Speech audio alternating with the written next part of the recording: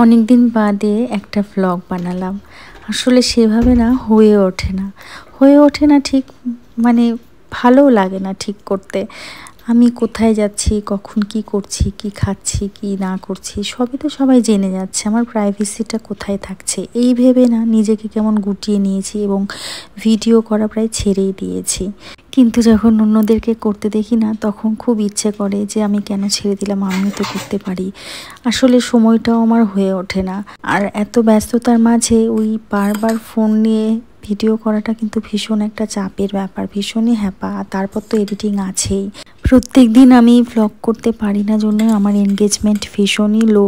তবুও আমি দিচ্ছি, এটা কোনো কিছুর জন্য না, মানে আমার ভালো লাগে জাস্ট তার জন্যই আমি দিই, কন্টিনিউ করি না। কিন্তু অনেক দিন পর পর একটা করে দেবো ভেবেছি। তো আজকে আমি সকাল সকাল স্নান করে নিয়েছি, স্নান করে নিয়ে পুজো করে এবার খেয়ে দিয়ে আমি বেরোবো।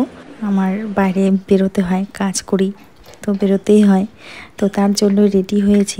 জানি না আজকে তোমাদের এই ভিডিওটা কেমন লাগছে, ভালো লাগলে অবশ্যই জানিও, ভালো না লাগলে সেটাও জানিও, কোনো ব্যাপার না।